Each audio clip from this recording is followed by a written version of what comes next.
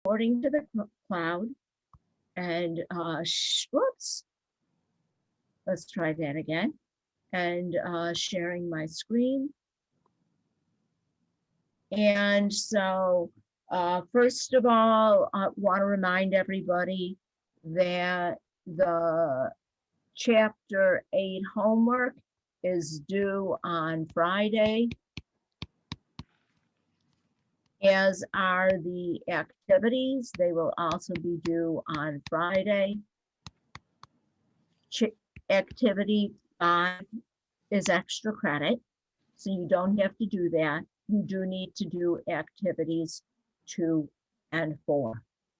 The exam test for Chapter 8 will be available from Friday after class until midnight Sunday.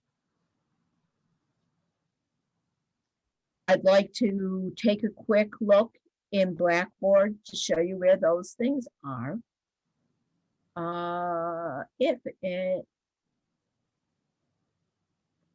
So in Blackboard, pretty much everything is in learning modules content. In learning modules content, if you have not yet, if you don't have the activity manual, all of the activities are in there. We'll be looking at Chapter 8 activities. I have to apologize. For Chapter 4, you're going to need geo.paper. At the bottom of this activity page, there is a link that takes you to geo.paper. Hopefully you are able to print it out. And so I'm going to go ahead and, whoops. No, I'm not going to be able to, I take that back.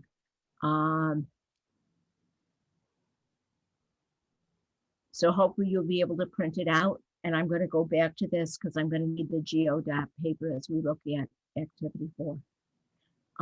Back in learning modules content.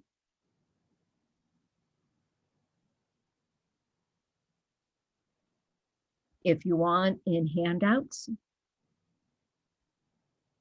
there are activity pages, and there you would find all of the paper handouts for all of the activities, and that geo.paper is in there on, I just found it this morning, page 19, so it's another place to find it.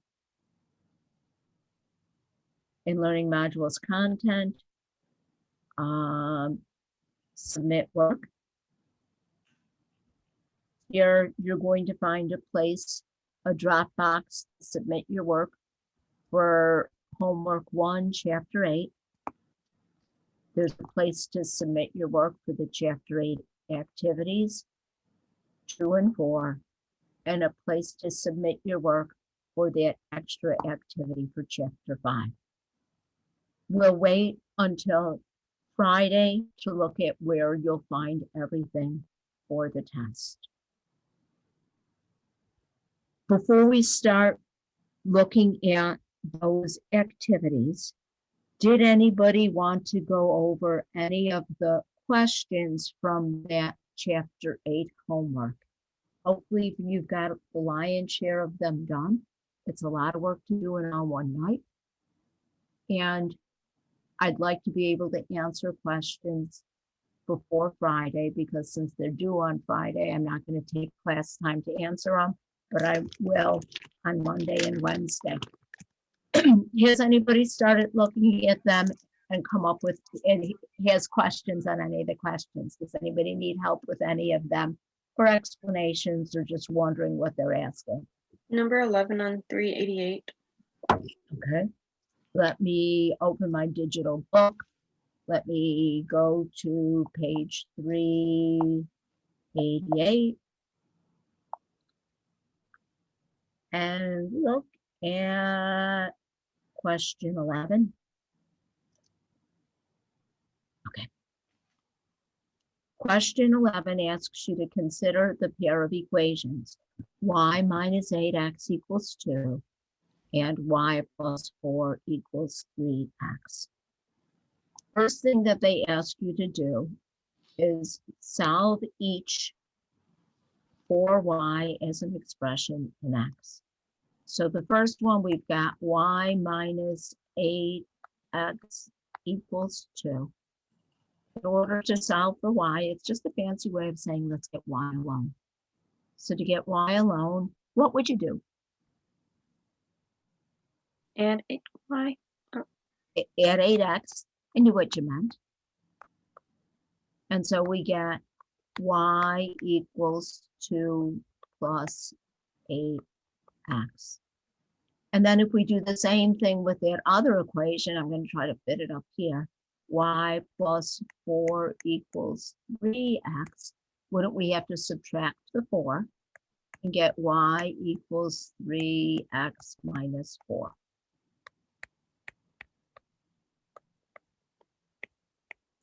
And so that would be the work, and those would be the answers for part A. Part B, people usually overthink. Part B says to equate the expressions. Is everybody all right? In order to equate them, I want to set them equal. And I'm going to get an equation with just x. So if y equals 2 plus 8x, and at the same time, y equals 3x plus 4, if y has to equal both of them, doesn't that give me 2 plus 8x equals 3x minus 4? And so that's your answer to part B. Now that we've got that equation written, are you all right on your own solving that for x? Yes. And then after you solve that for x, part D asks you to solve for y. Well, once we got an answer for x, if, for example, I know that y equals 3x minus 4, can I put my answer in for x to get an answer for y? Yes. And so that's what they're looking for there. With the test, because I'm doing chapter tests rather than using my own questions, I'm using questions from the author's test bank, and they put this question in the chapter test. I think this question is a little bit above and beyond, so you won't be seeing this one on the chapter test, but you will be seeing ones like some of the other homework questions on the chapter test. Is this one better? Yes, thank you. Great. Does anybody want to look at any other homework questions from any of the pages?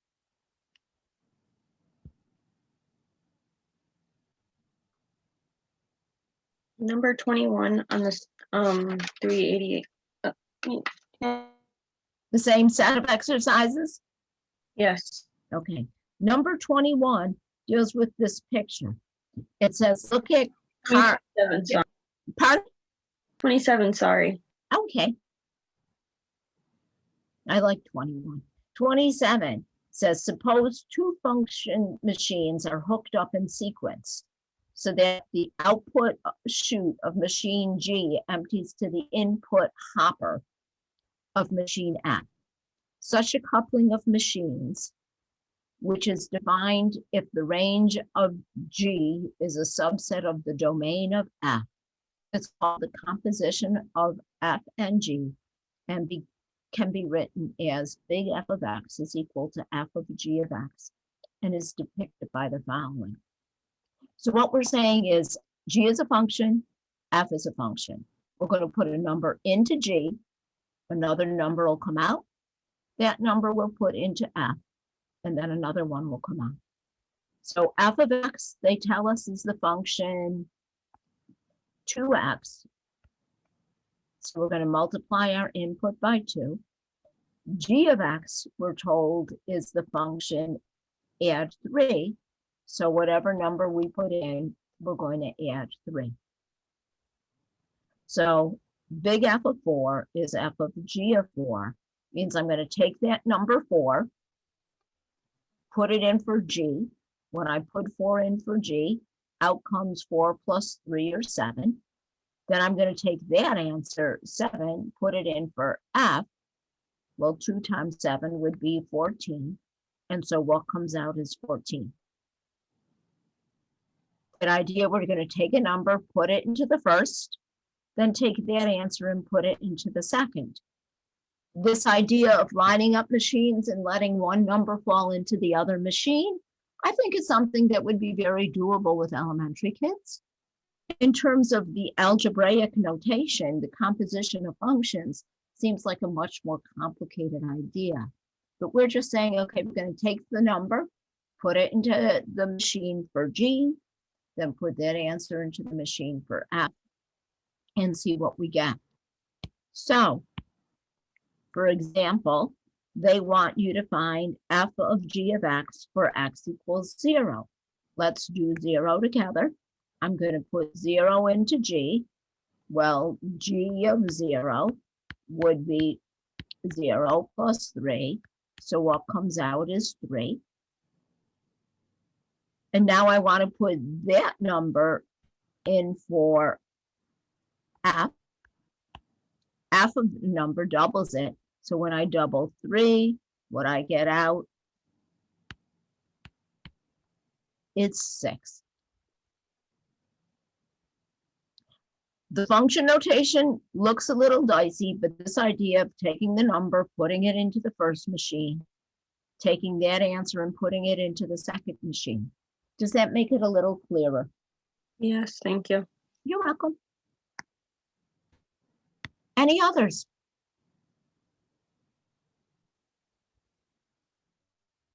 Could you do part C and D for question number 6 on page 389? It's probably quicker to just turn the page. Sure. This one's a little interesting. I like it because it's a make you think question. And on the test, there will be a question like this that asks you to write an algebraic expression. So we know that right now, Penny's age is P.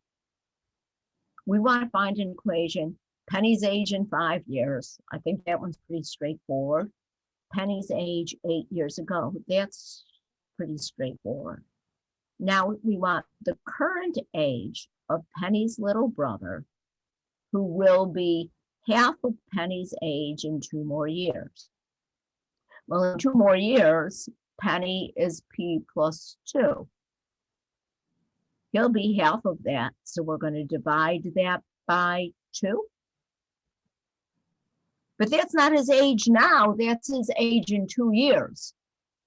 So to get his age now, wouldn't we need to subtract 2 from that?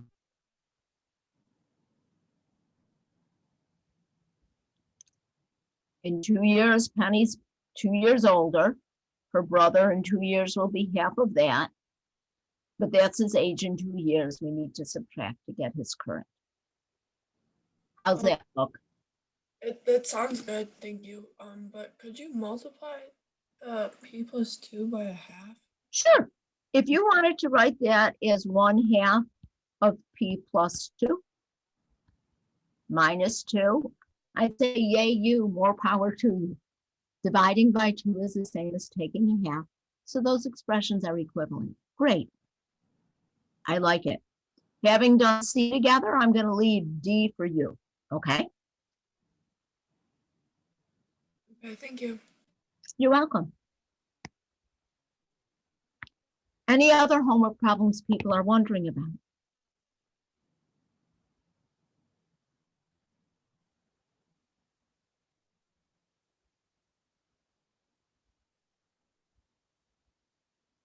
Please, please, please try to get through all of that homework by Wednesday, because Wednesday I'm going to start the same way, asking if you have questions on the homework. And I don't have problems going over them with you, helping you set them up. But again, that's got to be done before the day they're due. All right? If that's okay, I'm going to close my virtual book. And I'm going to go back here into the notes, and somewhere in here, I think I uploaded those activities. So activity 2 asks you to, you can use pattern blocks for these. You can just draw them. Asks you to look at figures formed by first lining up different triangles. Realize one thing that I know sometimes people question with something like this. When I talk about the perimeter, I'm just talking about the outside. I'm not counting the sides on the inside. So this one would have a perimeter of 1, 2, 3, 4. And the next one, if I look at the distance along the outside, what would you guys tell me that perimeter is? 1, 2, 3, 4, 5. And beyond that, this one just involves drawing and counting and then drawing conclusions. If I go on to next page, you do it with triangles, equilateral triangles, then you do it with squares. Over here, with these ones, you can fill in any numbers that you want, but you need to complete the table. And again, you should be able to generalize.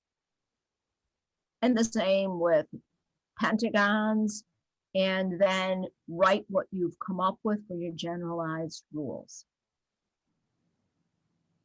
Activity 4 asks you to work with geoboards. And here's where I had a little bit of a problem, because I cannot give you geoboards if we're not all in the same place together. Give me just a second.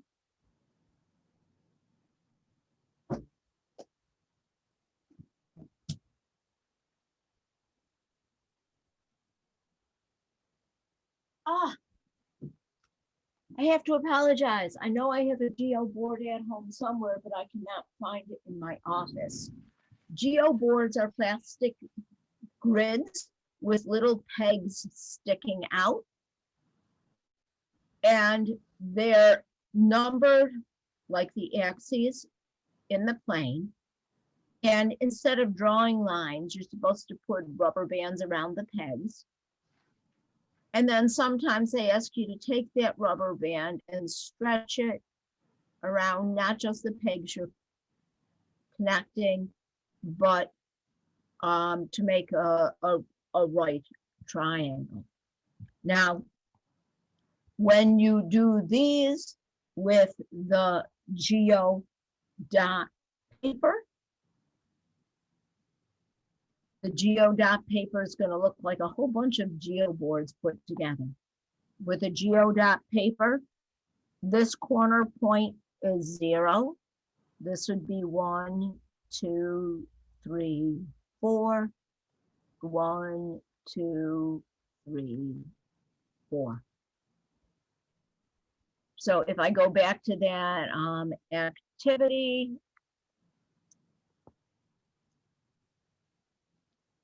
I'm going to scoot to the next page. Next page, it asks you to connect the origin with the point 4, 2 with the geoband. So the origin would be your 0, 0. 4, 2 would be here. When you connect them with the geoband, you would actually be putting a rubber band there. Then it asks you how they're related and what the slope is. And again, to come up with the slope, what they're doing is they're saying you're connecting here. And the question defines the slope as the difference in the y, difference in the x. And realize when you're looking at this distance, we're counting the spaces. So here, this length would be 2, and here, this length would be 4. As you go through and do activity 4 together, realize You're supposed to be thinking like a child that has not done all of this already in notes. You're supposed to be discovering some of the relationships that we talked about in class. Again, I think I told you for about 3 semesters, I tried to flip this class and have everybody just do the activities in class and then the homework, because the authors of the textbook feel that you should be able to come up with all the content by discovery in the activities. And then from there, do the homework if you read. And that didn't work so well. So I've gone back to doing kind of old-fashioned notes and finishing up with the activities. But that's kind of how this geo dot paper is supposed to work. Clear enough for everybody? I have a question. Sure. Can I just finish working by myself? Because I ended up doing most of it by myself because we weren't sure if we were going to get to it in class. So I just have to finish activity 4. I'll tell you what, I really would like you guys to do a little bit of working together. So whatever group you're in, you might ask them if they could start with activity 4 first. Okay. And also, please be willing to share what you did on activity 2 with Okay. them. Okay? So right. at some point in time, everybody's going to have to turn in their own. And you are going to have to do some work outside of class time to finish them up. But again, I will, if you want to work together on Wednesday, give you some class time for that.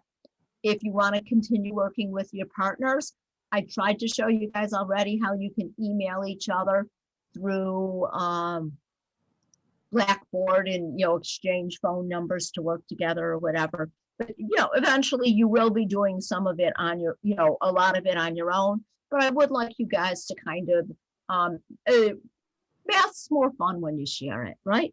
So what I'm going to do now is, as I say that, I'm going to be a jerk and stop my sharing.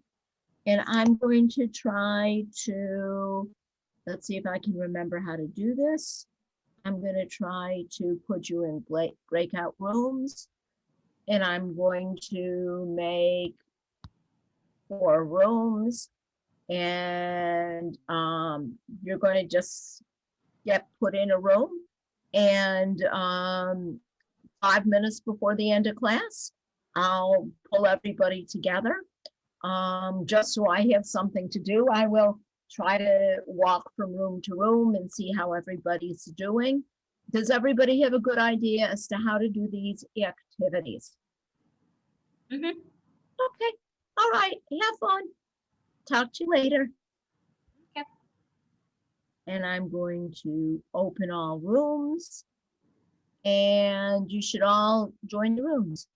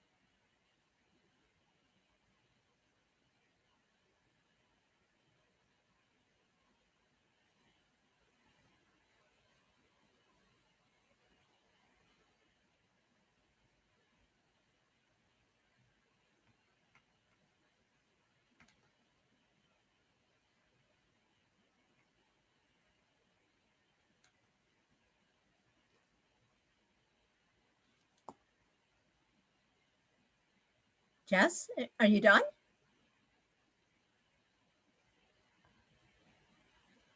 I didn't mean to click the leave thing. I moved my computer and it accidentally clicked it. All right, let's see if we can figure out a way to get you back in your room. All right, thank you. Okay. See if I click on you. And you're in, oops. Room, I think it was 3. yeah.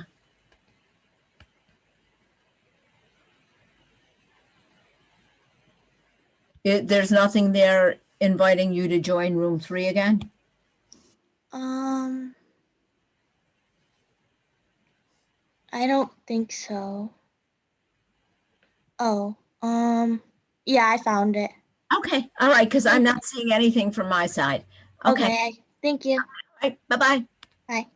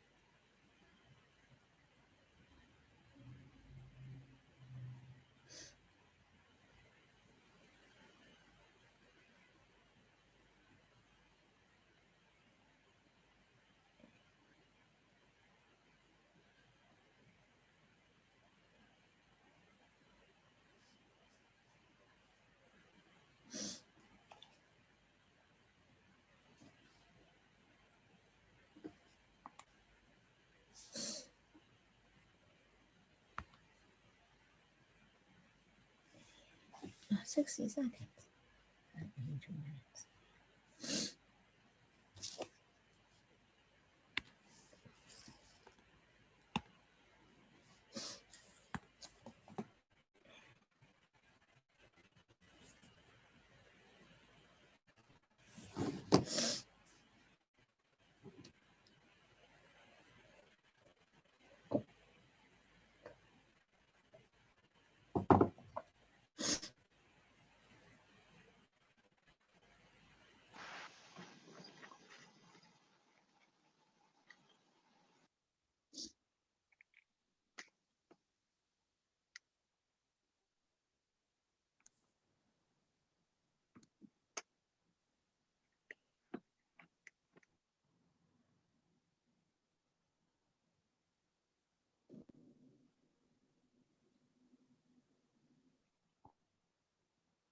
All right, let's see. I think we've got one more person. Yep. Okay, so everybody's back. How did that go? Good. Good. Was it more fun working together than working alone? Yes. Yes. And you guys know if you want to work together outside of class time, you should be able to, for free, set up your own 45-minute Zoom meetings. Or communicate by email. You know, all know how to get in touch with each other through the Blackboard email. Mhm. Okay, all right, then, I'm going to, well, does anybody have any questions about the activity? Or homework or anything?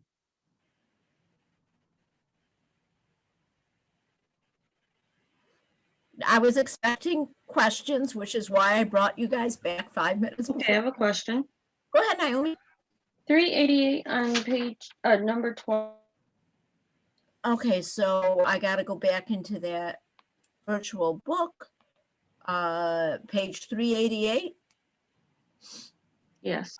And it would help greatly if I actually shared my screen while I did this, right? Whoops.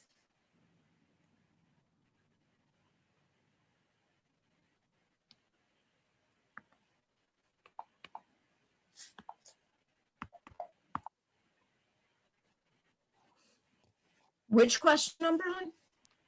12.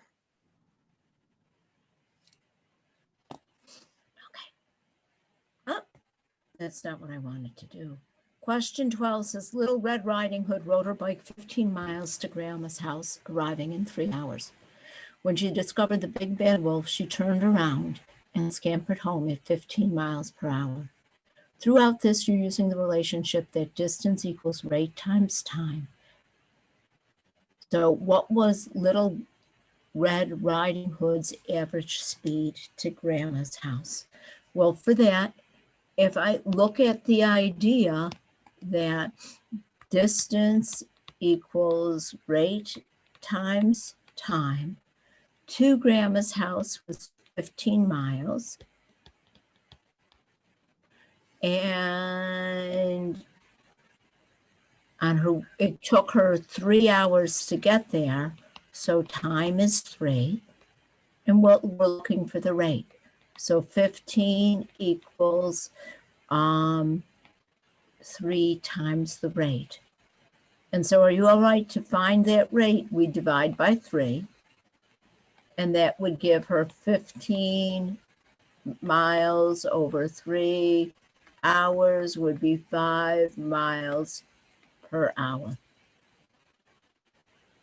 Does that make sense, honey? Yes.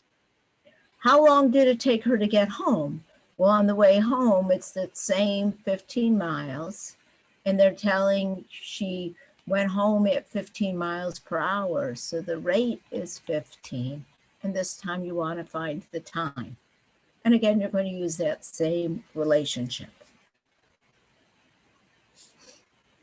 For how long the round trip is, if it was 15 miles there and 15 miles home, how far did she go altogether? How would you find it?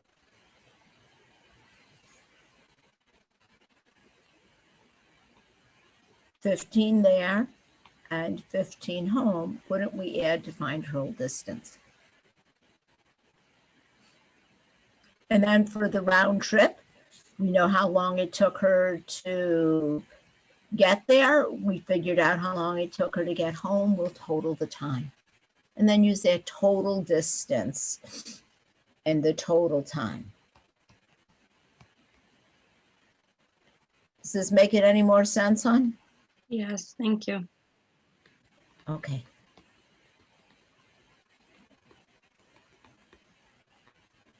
Okay. Any other questions?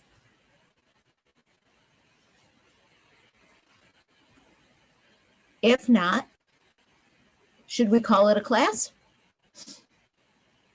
And we'll see you all on Wednesday. Wednesday, I'll walk you through what to expect in that test on Friday, and we'll answer whatever questions you have on the homework and give you time to tie up loose, give you the end of class to tie up loose ends if you want to, with the folks you are working with for the activities. What I have to remember is that I have to keep note of who was in which breakout room. And I just realized that, yes, I still have that information, so I'll keep that. Okay, so we'll see you guys on